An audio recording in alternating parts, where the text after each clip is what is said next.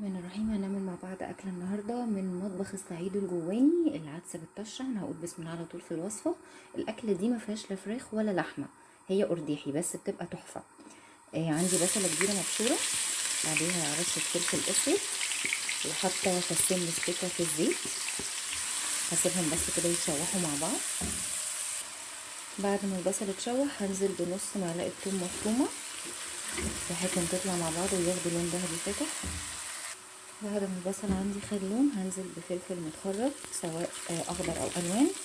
اللي بيحبوا حامي يحطوا حامي، واللي ما بيحبوش يحطوا رومي وبارد. سيبهم بس يتشوحوا كده. مجهزه عندي هنا طماطم معصوره، منكهات كركم وفلفل اسود وكزبره ناشفه وبابريكا، وكمان بهارات فراخ او بهارات لحمه. ممكن تظبطي الملح بتاعك، بس انا عشان هحط شوربه لما القوطه تتسبك فالشوربه عندي متملحه، عشان كده مش هحط ملح تاني. هسيبها هدي عليها النار لحد ما الطماطم عندي تتسبك مع الخضار. الطماطم عندي اتسبكت، هنزل بقى بالعدس المغسول. ممكن عدس اصفر او عدس بجبه، يعني المتاح بالنسبه لك. احط الشوربه بقى، سواء شوربه لحمه او شوربه فراخ. لو مش موجود ممكن تحطي ميه سخنه عادي، وهتعوضيها بهارات اللحمه او بهارات الفراخ. هسيبهم بقى ياخدوا غلوه مع بعض، وبعد كده هدي عليهم النار لحد ما يستوي. وبعد ما تستوي نعمل بقى الطشه بتاعه الثومه والكزبره.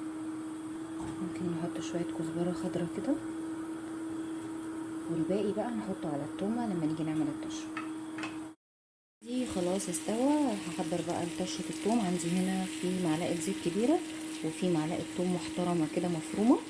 هسيبهم بس ياخدوا لون فاتح ذهبي، مش عايزاه تغمق معايا. هنزل بقى بالكزبره الخضراء يتشوحوا كده مع بعض هي والثوم. عايزه اقول لكم الاكله بجد ريحتها تحفه، قلب المكان. هنزل بقى بالطشه كده.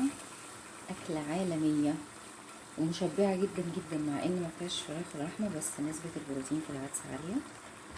نديها كده تقلبتين وكده تكون الاكله جهزت معايا على الاكل على طول. اتمنى ان انتوا تجربوها. يا ريت تسيبوا لي كومنت طريقتكم فيها ايه، وما تنسوش تفعلوا الجرس عشان يوصلكم كل جديد. ولو عجبك الفيديو لايك وسبسكرايب وشير، وان شاء الله هنزل لكم وصفات تانية جديده.